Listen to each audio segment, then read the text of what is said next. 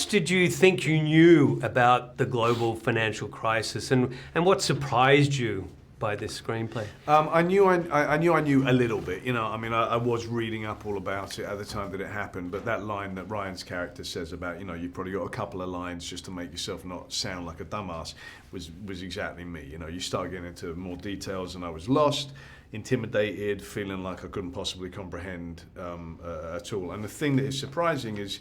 About this film is that it shows it to be far simpler than you think. You know, once you get past the sort of legalese, you know, the lingua franca of the Wall Street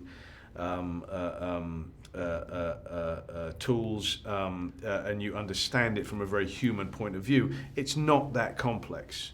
And surprising that you can have a film about this that's so bloody entertaining, so funny, and so heartbreaking and terrifying at the same time. And the fact that you know, many people have been saying it. Hey, nothing's changed. In fact, maybe the situation has gotten worse. But you sort of always, there's this trusting element that most of us have of like, that can't possibly be true. These incredible minds that say things that confuse the hell out of me, they must be able to figure this all out, and they haven't. You know, and this very well could happen again. Did this story make you angry? Absolutely, because I mean, you there's that one moment when the Brad Pitt's character, you know, says for every 1% drop in employment, 40,000 people die. You know, I mean, this is something which is just not about these aren't just statistics; these are human lives. Tell me about the time you spent with Dr. Michael Burry, MD. Is that how he says it? Yes. He's a very charming, very unique individual, a stupendous brain on him, knows himself very well, creates an environment that he knows he works in best, where it's a lot of solitude. He absolutely is obsessed with numbers, with analysis. His motivation for being in this is really not making money. It's about his absolute love of the numbers, and as a consequence, he makes a fortune for his clients and for himself as well. But he's generally a very ethical and positive individual, and he does not generally like to look for shorts, meaning betting against companies and etc. And it's a negative investment. He generally likes longs, which is a positive investment, a belief in something that it will grow and it will be productive. Right. Did you find him quite eccentric, and was there a need to prove the experts wrong? He is an expert. He is the expert. You know what I mean? I mean, there was nobody who called it sooner than he did. You know, he's an outsider. Willingly, you know, he has no desire. He's one of the least vain men you'll ever come across, which is the complete opposite of the cliched idea of a Wall Street gent, isn't it? You know, the least power mad person you'll ever come across. You know, he does it because he has a genuine love for what he does.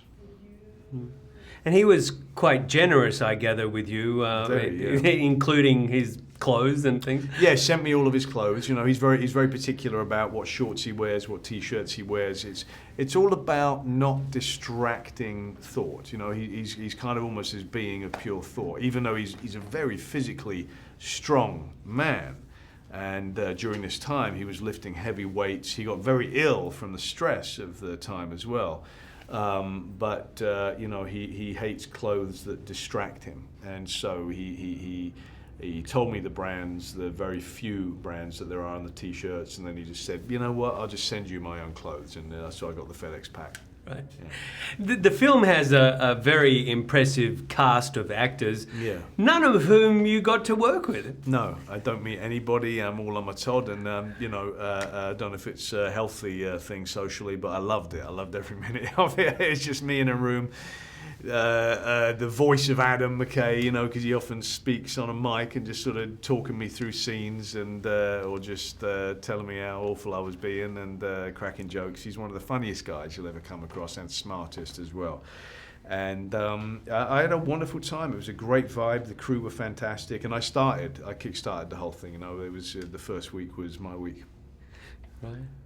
Adam Mckay, as you say, is a director that we know from Anchorman and Talladega Nights. It's sort of counterintuitive that he would direct this film. Right. Why? I think that ends up being perfect, actually. You know, the reason being that he has been obsessed and angered with this since it occurred.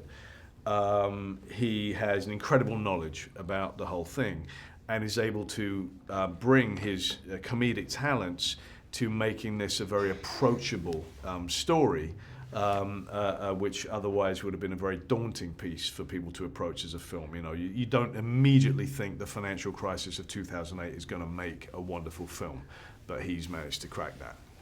And infuse a sort of a comedic element, breaking the third wall. Yeah. Yeah. Yes. You know, he breaks all the rules. You know, and Hank Corwin, the editor, what a job he did as well.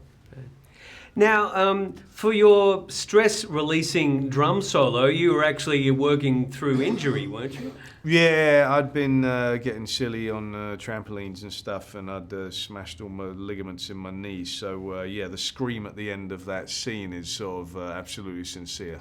Yeah. How did you enjoy learning to play the drums? You did it rather quickly, right? I loved it. It was a real crash course. You know, there's nothing better than a deadline of knowing, hey, you're getting filmed playing the drums in 2 weeks to learn. And what I wanted to start with, Pantera's by Demons Be Driven. It was fantastic. Is your I asked this previously, but did you find Michael to be an eccentric? And I'm not sure if it's rude to ask, but does he have Asperger's or? He does, yes. Okay. It is talked about in the book, so I don't feel like I'm saying anything that you know is not already known. Yeah. Right. Yeah. And he's absolute joy as company. He's an incredibly positive individual, and you know, just phenomenally brilliant.